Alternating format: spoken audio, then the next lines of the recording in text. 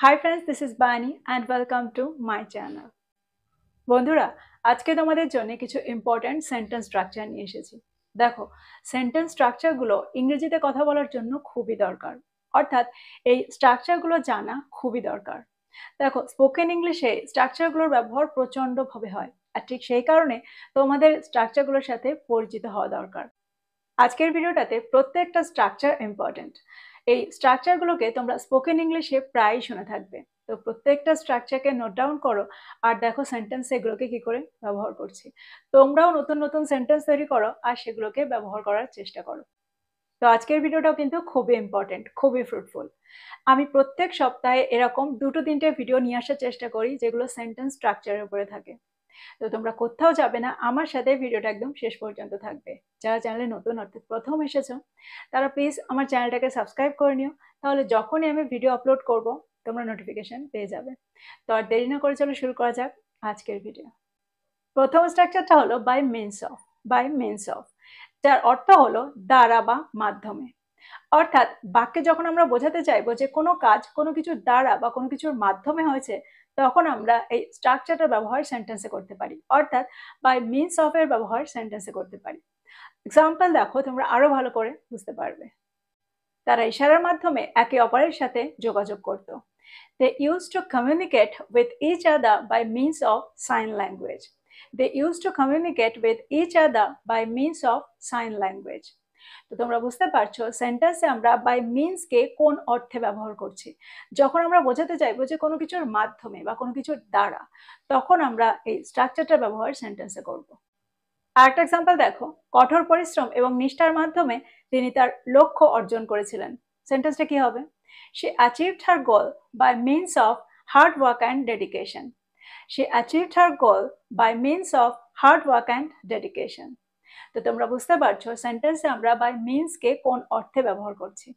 আমার মনে হয় এই সেন্টেন্স দুটোর মাধ্যমে তোমরা বুঝতে পারলে সেন্টেন্সে আমরা এই স্ট্রাকচারটাকে কিভাবে ব্যবহার করতে পারি, কোন অর্থে ব্যবহার করতে পারি। তো স্ট্রাকচারটা কিন্তু খুবই সহজ, ফটাফট নোট ডাউন করো আর এটা দিয়ে সেন্টেন্স তৈরি করো।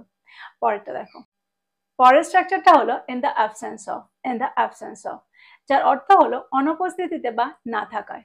আমরা প্রায় বলে থাকি যে এটার অনুপস্থিতিতে এটা হয়েছিল বা এটা না থাকায় এটা হয়েছিল।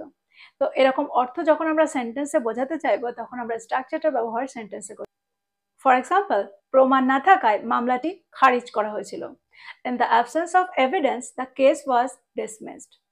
In the absence of evidence, the case was dismissed. তো তোমরা বুঝতে পারছো সেন্টেন্সে আমরা স্ট্রাকচারটাকে কিভাবে ব্যবহার করছি, কোন অর্থে ব্যবহার করছি। যখন আমরা বোঝাতে চাইবো যে এটা না থাকায় বা এটা অনুপস্থিতিতে, তখন আমরা স্ট্রাকচারটা ব্যবহার সেন্টেন্সে করব। আর একটা এক্সাম্পল দেখো, পথ নির্দেশন না থাকায় তারা ভুলগুলো করেছিল। In the absence of guidance, they made the mistakes. In the absence of guidance, they made the mistakes.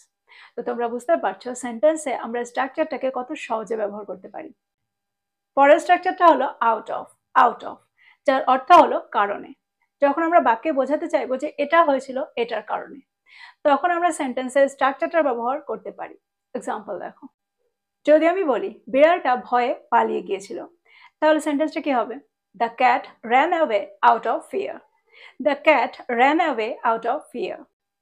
দেখো, এই সেন্টেন্সটাতে আমি বোঝাতে চাইছি যে বিড়ালটা ভয়ের কারণে পালিয়ে গিয়েছিল। তো এরকম কারণ বোঝাতে আমরা সেন্টেন্সে আউট অফ এর ব্যবহার করতে পারি। যদি আমি বলি শিশুটি খিদেই কাঁদছিল, তাহলে সেন্টেন্সটা কি হবে? The child was crying out of hunger. The child was crying out of hunger. তো আউট অফ কে আমরা সেন্টেন্সে কারণ হিসাবে ব্যবহার করতে পারি, অর্থাৎ এই কারণে এটা হয়েছিল। এরকমটা বোঝাতে আমরা আউট অফ এর ব্যবহার সেন্টেন্সে করব।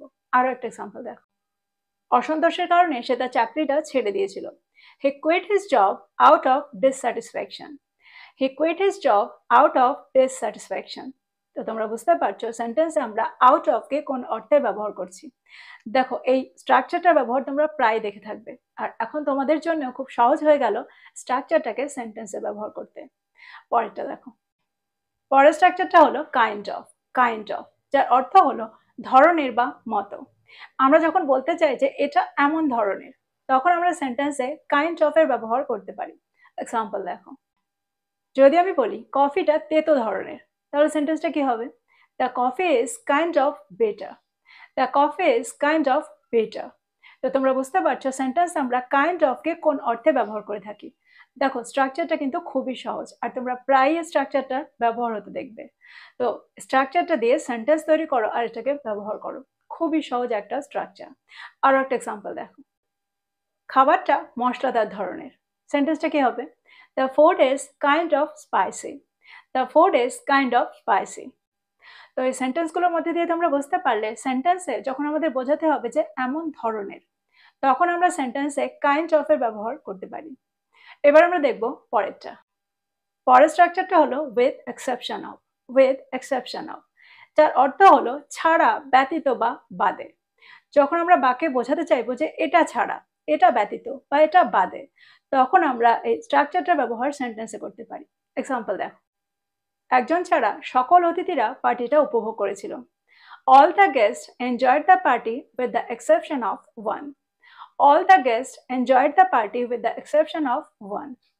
দেখো সেন্টেন্সে আমরা যখন স্ট্রাকচারটা ব্যবহার করব তখন বি এর ব্যবহার মাঝখানে করতেও পারি, নাও করতে পারি। অর্থাৎ আমরা এটাও বলতে পারি উইথ এক্সেপশন অফ, আবার এটাও বলতে পারি উইথ দ্য এক্সেপশন অফ। দুটোরই অর্থ একই, তোমরা যে কোনো একটা ব্যবহার সেন্টেন্সে করতে পারো। পরেরটা দেখো, আরেকটা এক্সাম্পল দেখো, ছুটির দিনগুলো ব্যতীত পার্কটি প্রতিদিন খোলা থাকে। The park is open every day with the exception of holidays. The park is open every day with the exception of holidays. পরের স্ট্রাকচারটা হলো সর্ট অফ। সর্ট অফ, যার অর্থ হলো ধরনের। দেখো বাক্যে আমরা যে অর্থে কাইন্ড অফ এর ব্যবহার করেছিলাম ঠিক সেই একই অর্থে সর্ট অফ এর ব্যবহারও আমরা সেন্টেন্সে করতে পারি। অর্থাৎ একই অর্থে যে কোনো একটা ব্যবহার আমরা সেন্টেন্সে করতে পারি। কাইন্ড অফ এরও ব্যবহার করতে পারি, আবার সর্ট অফ এরও ব্যবহার সেন্টেন্সে করতে পারি। দুটোরই অর্থ একই। যদি আমি বলি প্রকল্পটি জটিল ধরনের, তাহলে সেন্টেন্সটা কি হবে? The project is sort of complicated. The project is sort of complicated. আরেকটা এক্সাম্পল দেখো, কাজটি চ্যালেঞ্জিং ধরনের ছিল। The job was sort of challenging. The job was sort of challenging. তো তোমরা বুঝতে পারছো সেন্টেন্সে আমরা সর্ট অফ এর ব্যবহার কত সহজে করতে পারি। আমরা সেন্টেন্সে যে অর্থে কাইন্ড অফ এর ব্যবহার করছি ঠিক সেই একই অর্থে সর্ট অফ এর ব্যবহারও সেন্টেন্সে করতে পারি। পরের স্ট্রাকচারটা হলো if I were. If I were, যার অর্থ হলো যদি আমি হতাম। যখন সেন্টেন্সে এরকম অর্থ আমরা বোঝাতে চাইবো, অর্থাৎ যদি আমি হতাম, তখন আমরা সেন্টেন্সে স্ট্রাকচারটা ব্যবহার করে থাকি। দেখো সাধারণত আমরা স্ট্রাকচারটা কন্ডিশনাল সেন্টেন্সেই করে থাকি, অর্থাৎ যখন সেন্টেন্সটা হাইপোথেটিক্যাল হয়, অর্থাৎ কাল্পনিক হয়, তখন আমরা সেন্টেন্সের স্ট্রাকচারটার ব্যবহার সেন্টেন্সে করব। দেখো আমরা সবাই জানি সেন্টেন্সে আই এর পরে ওয়াজ এর ব্যবহার করতে হয়, কিন্তু যখন সেন্টেন্সটা হাইপোথেটিক্যাল হয় বা কাল্পনিক হয়, বা সেন্টেন্সটা যখন কন্ডিশনাল সেন্টেন্স হয়, তখন কিন্তু আমরা সবসময় সেন্টেন্সে সাবজেক্টের পরে ওয়ার্ডের ব্যবহার করব। আই এর পরেও আমরা ওয়ার্ডের ব্যবহারই সেন্টেন্সে করব। শি এর পরেও আমরা সবসময় ওয়ার্ডের ব্যবহারই সেন্টেন্সে করব। তো তোমরা বুঝতে পারছো সেন্টেন্সটাতে, অর্থাৎ এই সেন্টেন্সটাতে আমরা সাবজেক্টের পরে ওয়ার্ডের ব্যবহার কেন করলাম ওয়াজ এর জায়গায়। সেন্টেন্স দেখো, যদি আমি একটা পাখি হতাম আমি সারাদিন আকাশে উড়ে বেড়াতাম। If I were a bird, I would fly in the sky all day. If I were a bird, I would fly in the sky all day. দেখো এই সেন্টেন্সটাতে আমি বোঝাতে চাইছি যে যদি আমি হতাম, যেটা কিনা এই স্ট্রাকচারটার অর্থ। দেখো স্ট্রাকচারে সাবজেক্টের জায়গায়, অর্থাৎ আই এর জায়গায় আমরা যদি অন্য কোনো সাবজেক্টের ব্যবহার করি, তাহলে সেন্টেন্সটা কি হবে? যদি আমি বলি যদি তিনি একজন ডাক্তার হতেন তাহলে তিনি অসুস্থদের সুস্থ করতেন, সেন্টেন্সটা কি হবে? If she were a doctor, she would heal the sick. If she were a doctor, she would heal the sick. তো তোমরা বুঝতে পারছো সেন্টেন্সে আমরা সাবজেক্টটা যে কোনো একটা ব্যবহার করি না কেন, অর্থাৎ সাবজেক্ট যাই হোক না কেন, আমরা সবসময় ওয়ার্ডের ব্যবহার সেন্টেন্সে করব, অর্থাৎ হাইপোথেটিক্যাল সেন্টেন্সে করব। আর এই সেন্টেন্সে পরের যে ক্লজটা হবে সেই ক্লজে আমরা উডের ব্যবহার করব। পরের স্ট্রাকচারটা হলো it is up to. It is up to, যার অর্থ হলো নির্ভর করে বা ব্যাপার। যখন আমরা বাক্যে বোঝাতে চাইবো যে এটা তার উপর নির্ভর করে বা এটা তার ব্যাপার, তখন আমরা সেন্টেন্সের স্ট্রাকচারটা ব্যবহার করতে পারি। এক্সাম্পল দেখো, সিদ্ধান্তটা নেওয়া তার উপর নির্ভর করে, বা আমরা এটাও বলতে পারি সিদ্ধান্তটা নেওয়া তার ব্যাপার। সেন্টেন্সটা কি হবে? It is up to her to make the decision. It is up to her to make the decision. আরেকটা এক্সাম্পল দেখো, সময় মতো প্রকল্পটা শেষ করাটা আপনার উপর নির্ভর করে। সেন্টেন্সটা কি হবে? It is up to you to finish the project on time. It is up to you to finish the project on time. তো ইট ইজ আপ টু এর ব্যবহার অর্থাৎ স্ট্রাকচারটার ব্যবহার কি করে করতে হয় আমার মনে হয় তোমরা বুঝতে পারলে। দেখো স্পোকেন ইংলিশে আমরা প্রায় স্ট্রাকচারটা ব্যবহার করে থাকি যে এটা আপনার ব্যাপার বা এটা তোমার ব্যাপার বা এটা তার ব্যাপার বা এটা তার উপর নির্ভর করছে, এরকম অর্থে আমরা সেন্টেন্সে স্ট্রাকচারটার ব্যবহার খুব সহজেই করে থাকি। তোমরাও স্ট্রাকচারটা নোট ডাউন করো আর এটা দিয়ে সেন্টেন্স তৈরি করে ফেলো। পরেরটা দেখো, পরের স্ট্রাকচারটা হলো I will let you know. I will let you know, যার অর্থ হলো আমি তোমাকে জানিয়ে দেব। এরকম অর্থে আমরা সেন্টেন্সে I will let you know এর ব্যবহার করে থাকি অর্থাৎ স্ট্রাকচারটা ব্যবহার করে থাকি। এক্সাম্পল দেখো, রিপোর্টটা প্রস্তুত হলে আমি আপনাকে জানিয়ে দেব। I will let you know when the report is ready. I will let you know when the report is ready. দেখো এই সেন্টেন্সে একটা জিনিস তোমরা মনে রাখবে, যখন তোমরা এই ধরনের স্ট্রাকচার সেন্টেন্সে ব্যবহার করবে তখন একটা জিনিস তোমরা সবসময় মনে রাখবে, যখন কোনো একটা ক্লজে আমরা উইলের ব্যবহার করি আর একটা ক্লজে কিন্তু আমরা উইলের ব্যবহার করি না, তখন কিন্তু সেই ক্লজটা সিম্পল প্রেজেন্ট টেন্সে থাকে। অর্থাৎ একই সেন্টেন্সে যখন দুটো ক্লজের ব্যবহার আমরা করব, দুটো ক্লজেই কিন্তু আমরা উইলের ব্যবহার করব না। এটা সবসময় তোমরা মনে রাখবে।